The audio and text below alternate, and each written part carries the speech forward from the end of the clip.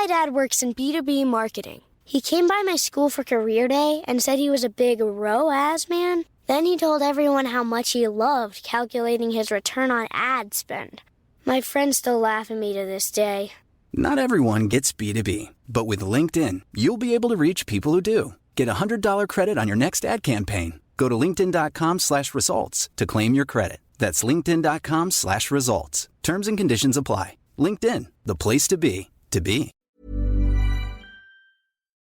We acknowledge the traditional owners of country throughout Australia and recognise their continuing connection to land, waters and culture. We pay our respects to their elders past, present and emerging. Welcome to This Song Is Yours, a music podcast where we chat to a new guest each week, talk about their life and creative endeavours, and talk to them about some of the music they love. Our show works by chatting to our guests about music, but also getting them to make you a playlist of the songs they love. You can find the link to our playlist in the show notes. Welcome to episode 45. I'm your host, Simon Fink. Our guest today is Polish Club. The band have just announced their brand new record, Now We're Cookin, and have celebrated by releasing new single, No Heaven. In today's episode, we're talking with Novak from the band about the aesthetic of Polish Club, men in the Australian music scene, and his love of the Strokes. Here we go. Our guest today is the frontman for rock band Polish Club. They're releasing their brand new single today, entitled No Heaven, as well as announcing their third studio record, Now We're Cookin, which is due out in July. Please welcome to This Song Is Yours, Novak from Polish Club. Good morning. Hello, how are you? I'm very well, thank you. What about yourself? I am great. That's good. Where are you joining us from this today? I'm in the study of our new apartment. I've locked the cat away, and the half an hour I get of direct sunlight is beaming onto me, so I'm feeling good. You couldn't have picked a better time. It does look beautifully sunny from the image that we're getting. So yeah, it looks like a nice spot. It doesn't last long, so let's make the most of it by staying indoors, I guess. Yeah. It's a very exciting day for yourselves for Polish Club. The new single No Heaven is out today, and you've announced the new album Now We're Cookin. Congratulations on both to begin with. Thank you very much. It's actually they're calling it a street track and not a single. I don't know what the difference is, but yeah, there is a difference, I've been told. I don't know. We're trying to just kind of drop as many songs as we can before releasing the album, because who cares about albums anymore? I don't know. The jury's still out. What's your opinion? Do you think albums are still, obviously they are still relevant and you're releasing one, but what's your thought on the long form player? If I'm being completely honest, I don't listen to any new albums front to back. If I'm being even more completely honest, I don't listen to that much music at all, because I'm lazy and my music taste finished at 14 or 15 probably. But I think it's still valuable, regardless of what anyone else thinks or what what the greater population's habits are, because it's like this sort of milestone, right? It's what still gets recognized by people in media and your biggest fans, I guess, and even more so than that, I think personally, artists still view them as those milestones and see them as collective work in a broader repertoire. I'm a lot less precious about it, and I guess people will be able to hear that once the album's out. I think there's a lot less stressing about what's the cohesive one line that can sell this album.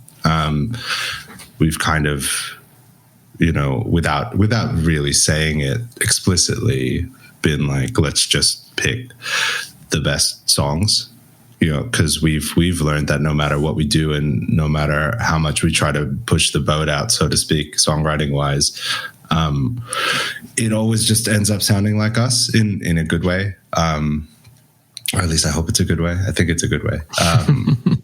It is regardless of how varied our songwriting, we try to make it, everything tends to sound genuinely like Polish Club. So, just choosing the best songs from a specific period of time, you will more often than not, I believe now, sound like a pretty cohesive album, or cohesive enough to be worthwhile in clumping them together as a big release. Yeah, definitely. I think I agree everything you said. I think to add just one more is that it's also good in terms of like a reference, if you will. Like you can be like, that was their like Let It Bleed a phase or stage or whatever, and then which does kind of lead me on to my next bit. Now We're Cooking. The album art is incredible. We'll make sure that we post it on the podcast socials once it's out. And I've noticed, even going back through the videos for this record, there has been references to food, to egg quite a bit. When you come to like an album rollout, I'm curious where the food aspect has come from, whether it's yourselves, whether it's you and JH, or whether it's the management or what it might be. It came from none of the above. It just happens. John's got a good eye, or he's got, maybe good's not the right word, but he's got good taste in terms of what works and what he can kind of mold into meaning something, and like bring all of these disparate songs and ideas and like approaches to themes and whatever I'm trying to say into the umbrella of something like Now We're Cooking, which like is literally, it could be nothing, but I think he knows what we can both milk in terms of like a vibe and an aesthetic and a way of talking about things and an attitude. And I mean, the fucking line, Now We're Cooking, was literally something I said in jest while we were tracking the album.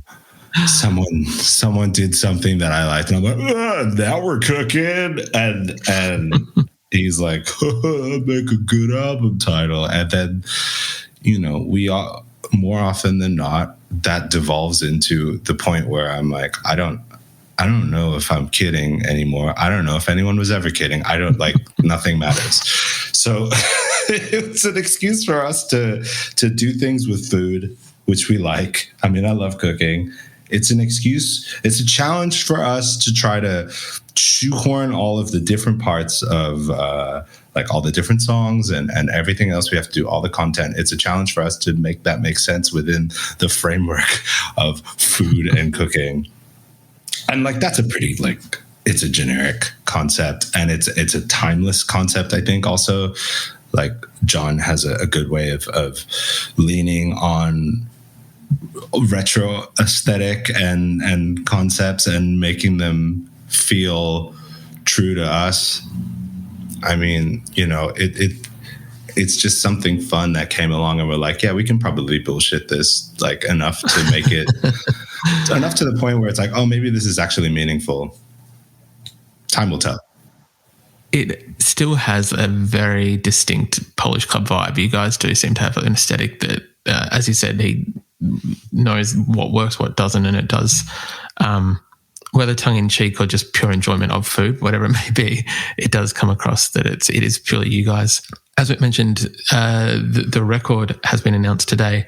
I heard that in the in the songwriting stage, that at one point you guys were working with about 90 tracks to kind of pick and choose from, or that there was 90 tracks all up at the end.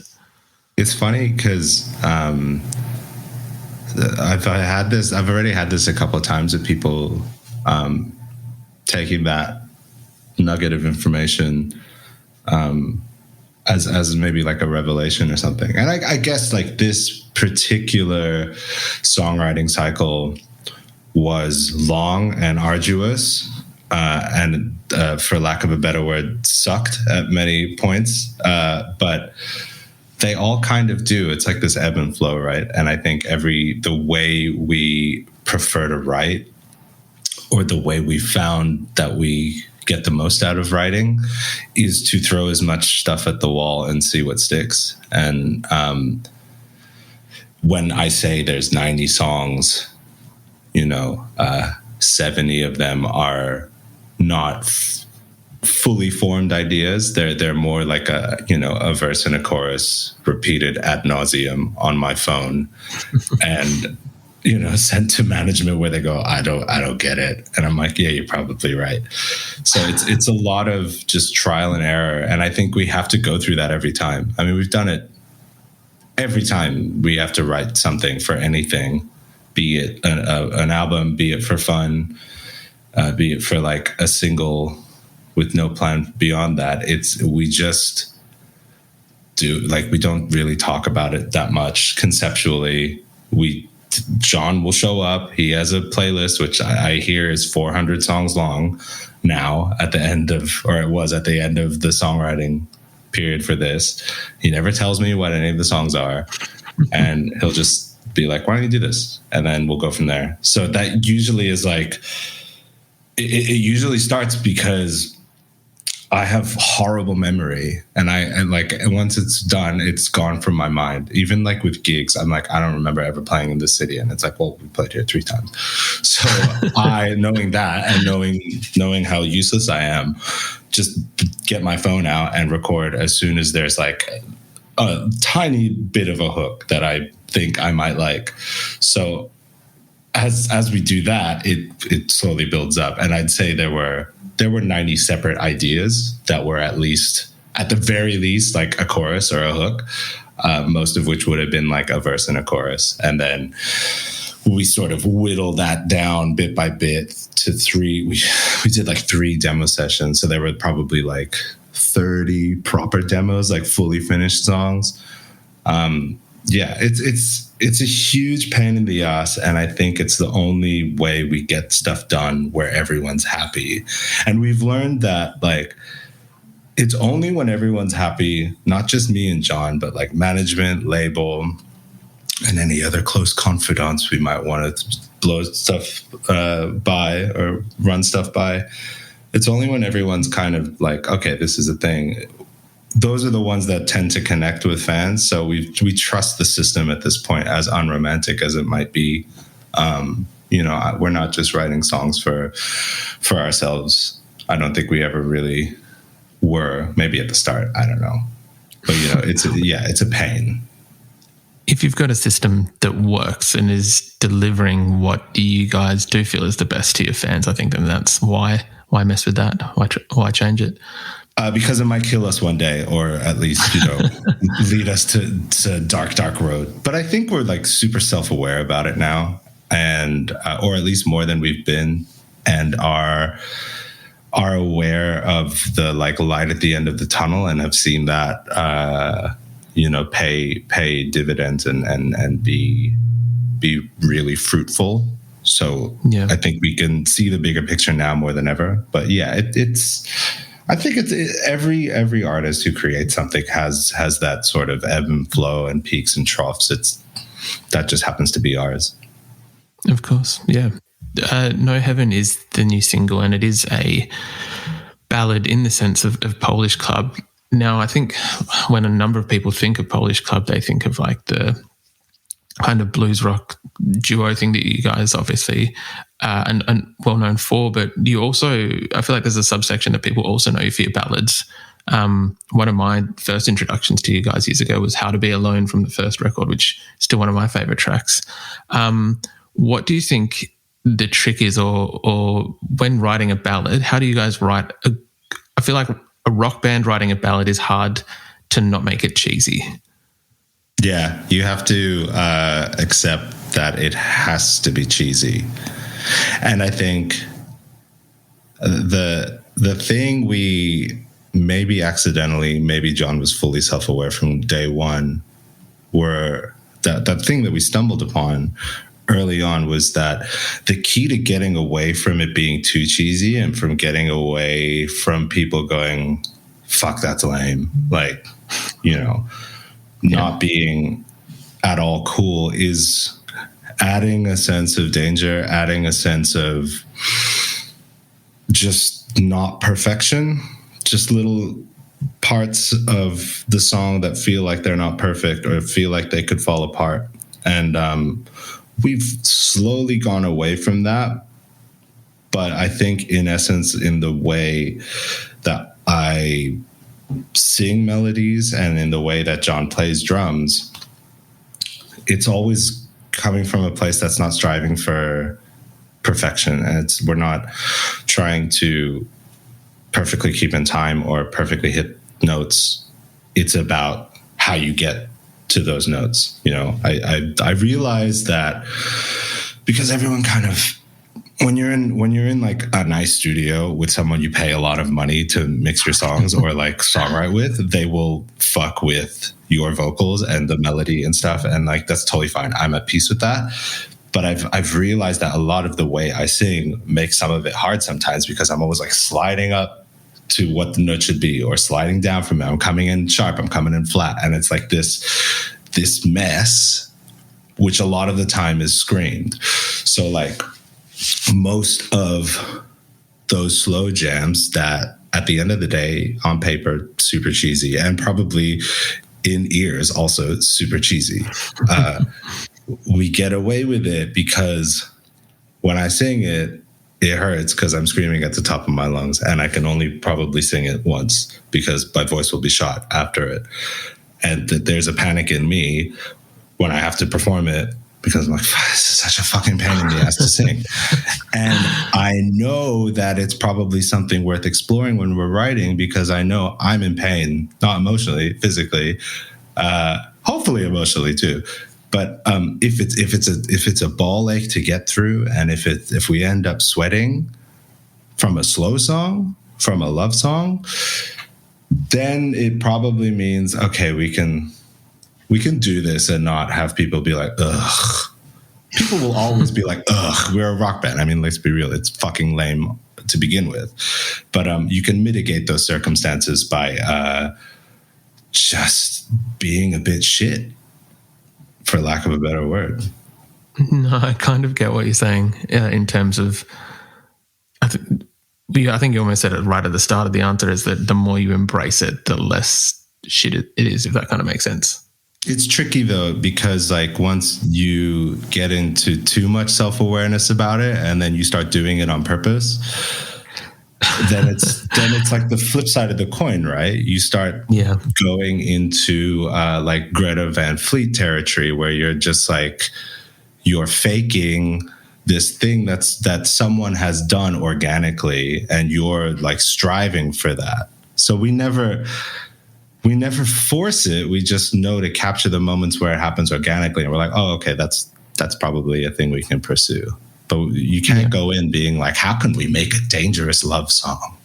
Because that's going to be shit. I mean, it might work. I mean, Greta Van Fleet are super popular, but like, I think they're fucking shit. So you're actually this week, we release 2 episodes a week. The one episode that is released Thursday, we've also discussed the mystery of why Greta Van Fleet is shit, but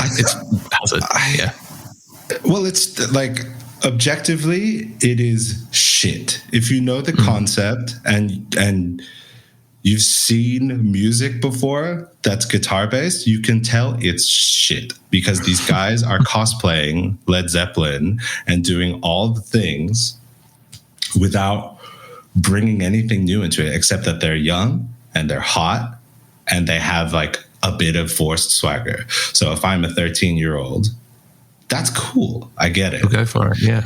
And I like, as a teen, like discovering rock, that's fine. I mean, I loved Hoobastank as a kid. So like there's an in to that kind of music in so many shit ways, but it usually evens out, and you grow up and become aware of like music history. But I'm not going to judge anyone for liking it.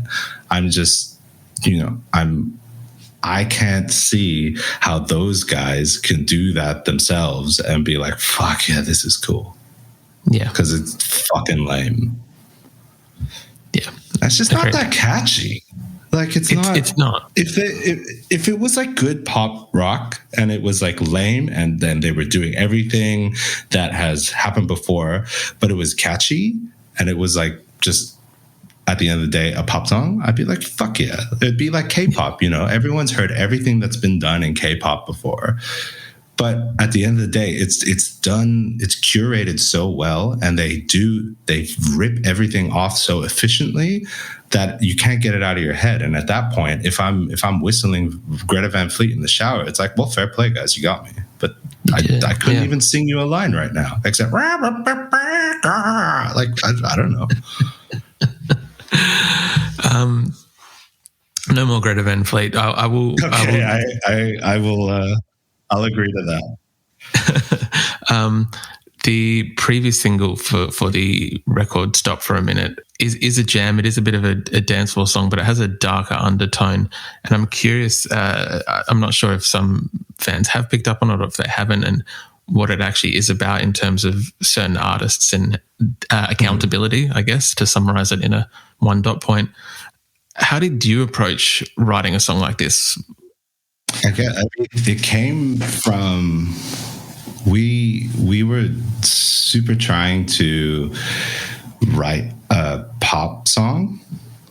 I don't think we succeeded necessarily, but like it started with that bass line and like a simple kind of 4 on the floor ish beat.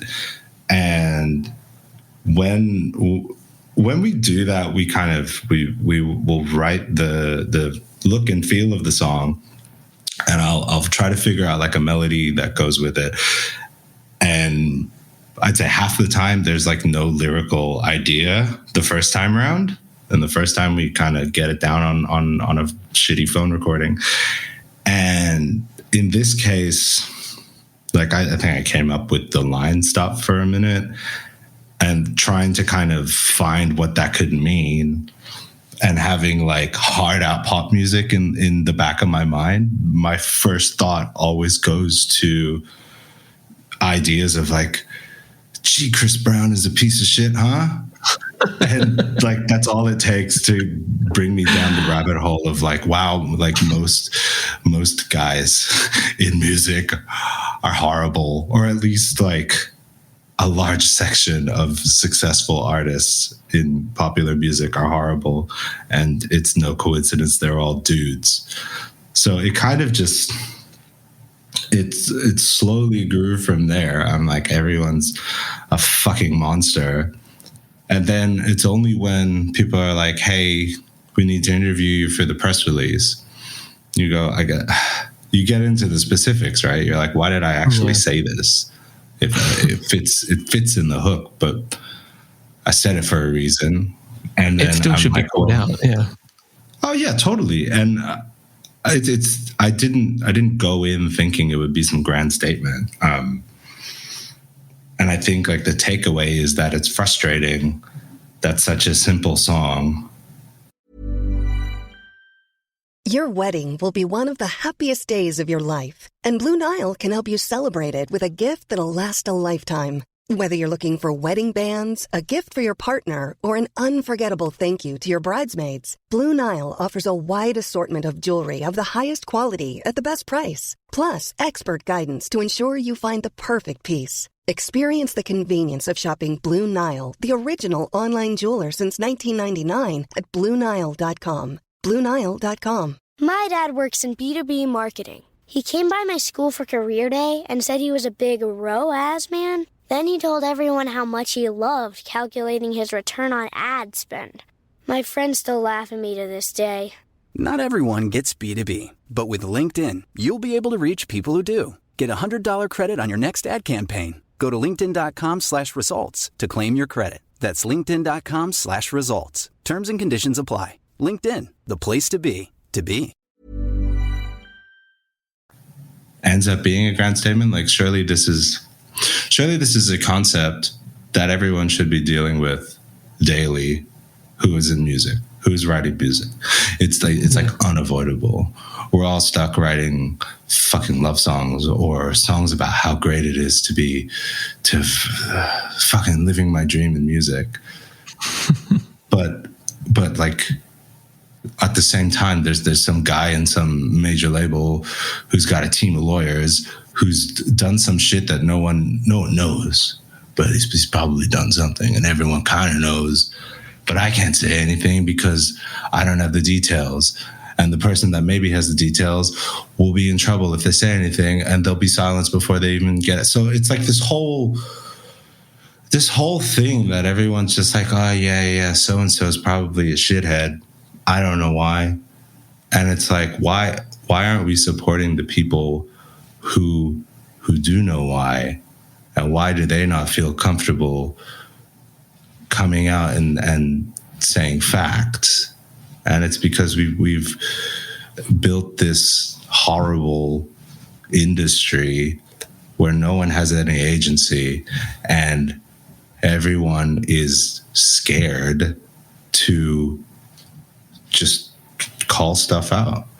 And I can't, like, how has it come to a point where I have any importance? I mean, I don't, but like, it's gotten to a point where I'm giving sound bites on something I'm barely involved in. I can't do anything about. I don't have any specifics. I don't know shit. So I think it's changing slowly, but like, I mean, I'm not saying anything in that song that should be a revelation. And I think the takeaway is that perhaps it is a revelation. And like to your point before, or to your question of like, do fans know what it's about? Do I have to tell them? I've always kind of I've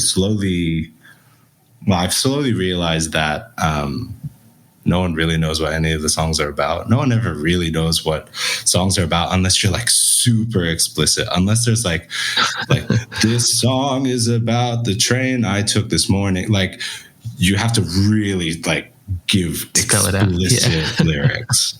And I've never been one to do that. I've never been one to successfully poetically paint a really vivid picture. I've always used broad strokes, right? I mean, most of them are love songs anyway, so I think you are best off letting the listener write the lyrics for you and take these like grand gestures, like, you know, I'm so alone, and that's something anyone can take and then make more meaningful than it actually is on paper.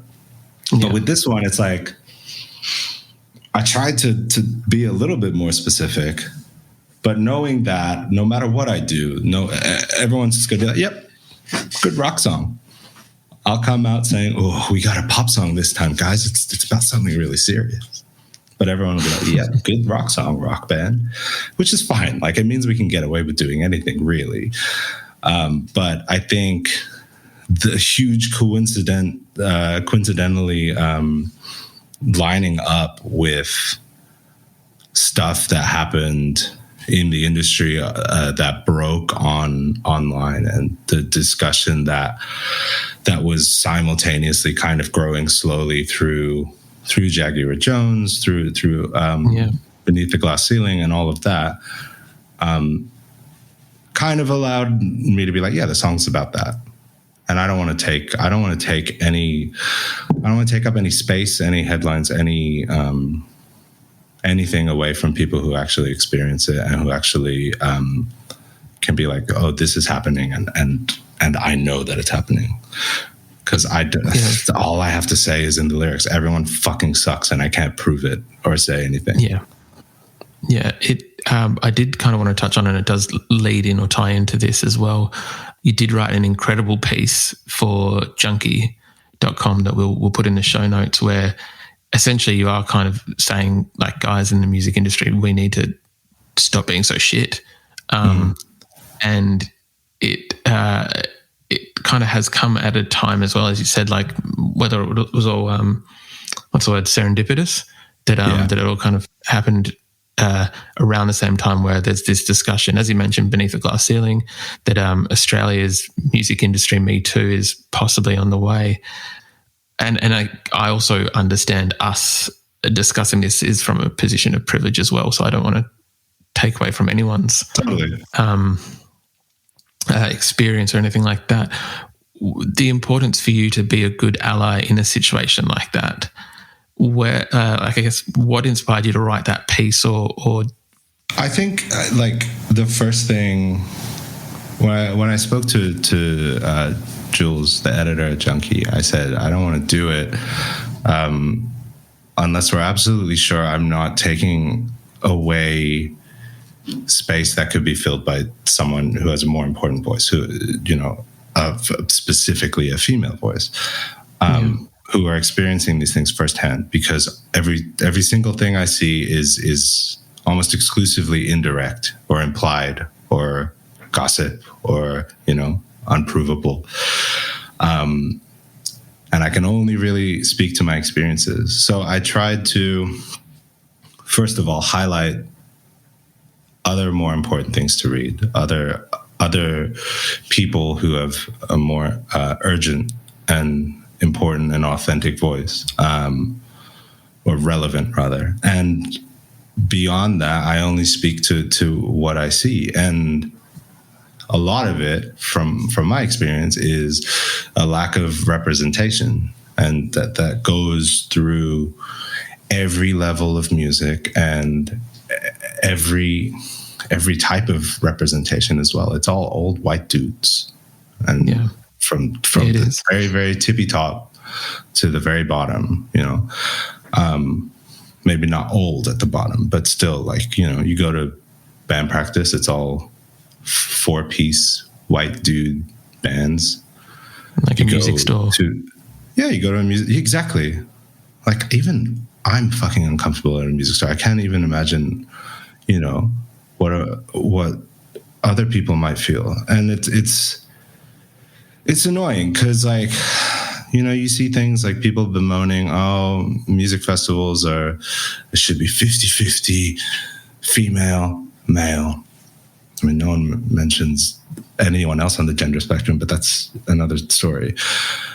I think we often miss the point with that stuff where, like, why aren't there more female acts, period, that have that opportunity? Like, we can't just start at the top at the biggest music festivals. It's like the problems are at every single level. And it's like, I don't have any answers. I just think, like, anyone who brings it to light and who talks about it, whether you have a fix or not, or a suggestion or not, as long as it's on your radar, that's a small victory.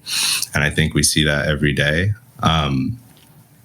So, like, just shoveling in front of people's faces and everyone sharing their experiences and being supportive of those who've experienced the worst of it firsthand is like a small victory.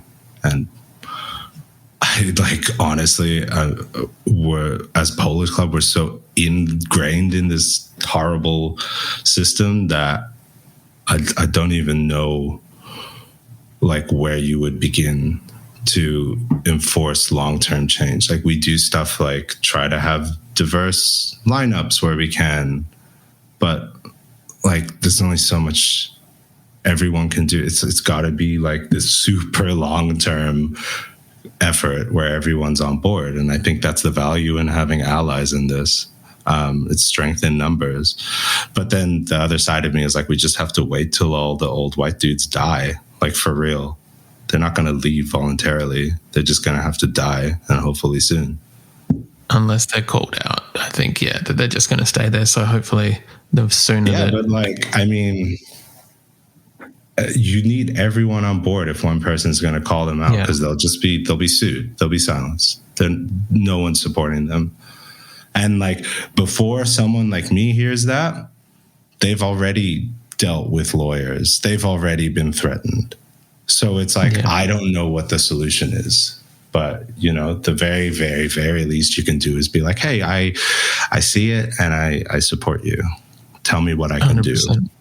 Awareness and support, I think, is big things that what we can do at the moment with what is going on. Novak, I know it's a bit of a change in topic, would you be happy to talk about the playlist that you sent through? I'm more than happy to talk about the playlist. It's like the only 15 songs I've listened to in the past 10 years.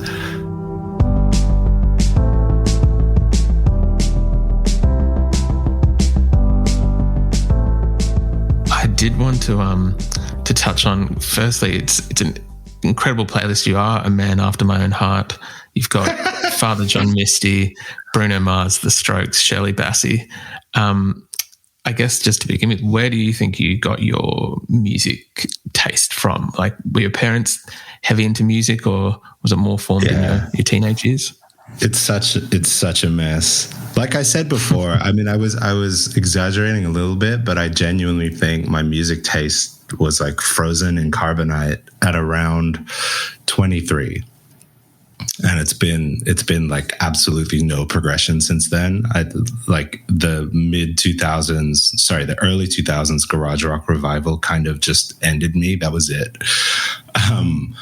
But beyond that, I mean, my mother was in like a show tunes band in the Philippines, moderately pop. You can see the vinyls behind me. And she's very much into any music with a good sing-along melody, and as is my father, when he drinks too much, the first thing he wants to do is sing and play drums on his knees. He used to play drums as well, and like I think the unifying thing in all of the music that I listen to is like a good melody, something that I can sing because I like singing, and I've kind of learned to parrot all of those different styles vocally, and I enjoy trying to shoehorn them into songs that we write. Whether that's successful or not, I don't know. But I also like discovered that a lot of it is probably thanks to my sister, who's 6 years older than me. So when I was in primary school, we grew up in Belgium, hence my weird international accent. She would play, every popular grunge CD in the car when we were driving to school. And then as she matured, she would get into like pop and R&B. So I blame her for any like daggy rock and roll from the 90s that I still listen to. And I also blame her I thank her for my pivot into, you'll see Blackstreet and Bruno Mars in there. It felt like, one day it was Nirvana's Unplugged in the car, and then suddenly it was Blackstreet's Another Level. And had I been older and more self-aware, I would have been like, hold up, how did we take such a left turn in your music taste? But I should be thankful for it, because I guess that kind of describes Polish Club at the end of the day. It does. The playlist is very eclectic, which I think there is almost an eclectic nature to Polish Club's music. I can see there's kind of like a through line that you can draw there. Some of the bands, as you mentioned, the early 2000s, you've got Arcade Fire, The Walkmen, The Strokes. I'm pretty sure it's a Strokes poster in the background. It is. Yeah. What is it about some of those bands that you love, or what memories do they hold to you? I think, like, in my mind, and in probably more so in my heart, it was like the greatest musical time ever. That era of all of these rich white kids ripping off rock bands of ye oldie times. But there's something about all of it that resonates so well with me, or like it just makes me feel warm and fuzzy when I listen back, because they're all so shittily recorded and so sloppily done, and like obviously genuinely done on the cheap in some respects.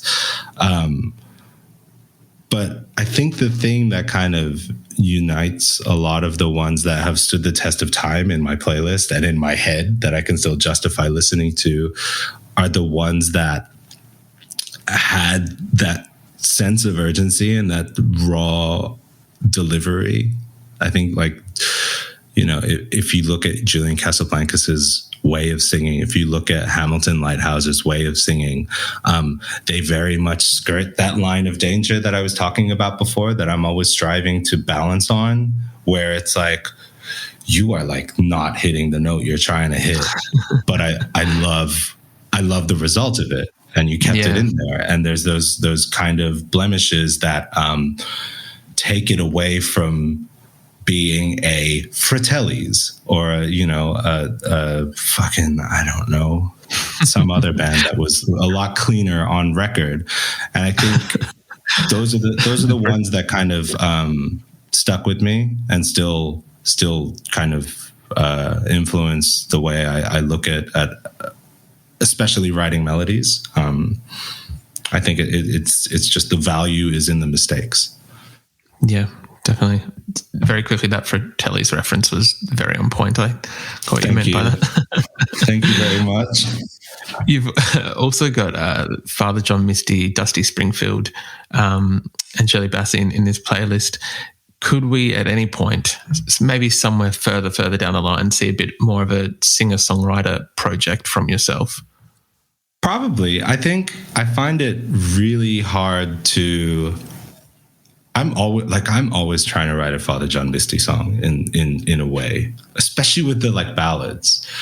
But there's a delivery there again in the way that a lot of these cool singer-songwriters deliver their melodies that I haven't quite figured out for myself, because there's a control there. There's a vocal control that is not trying too hard. And the way I sing is very much trying way too hard.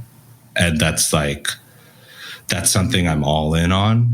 And it always almost always leads to me screaming my lungs out and pushing it too far. But with a lot of singer-songwriter stuff, and the place that I stumble when trying to kind of mimic that or do my own version of it is having that restraint, but maintaining that sense of danger, that sense of variety, and just maintaining my own interest throughout a 3-4 minute song. I find it hard. I mean, it's definitely something I'm trying to do.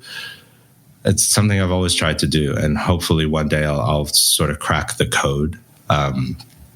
But suffice to say, the songs that make it past the goalposts in Polish Club are the ones where the vocal and the melody and the dynamics in general climax at some point and are leading to this big thing. The ones that are contained and a bit softer are harder to finish and are harder to see.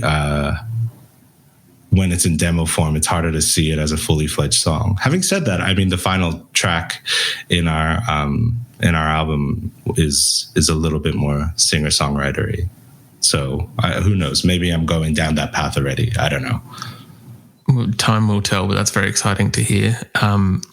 We are looking forward to the album. Again, congratulations on the new single, which is out today, and the album, which is out July 23rd, I believe. Novak, thank you very much for your time today and being on the podcast. It is greatly appreciated. No problem. Thank you so much for having me.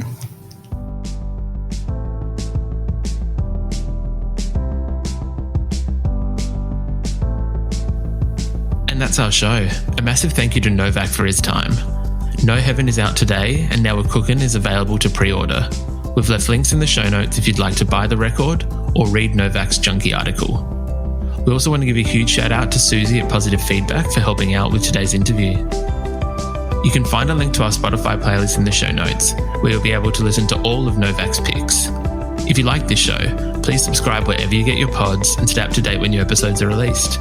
We release new shows each Thursday and Friday morning, with guest playlists streaming on Spotify at the same time. You can follow the playlist profile on Spotify. You can follow us on Instagram, Facebook, and TikTok. Until next week, cheers.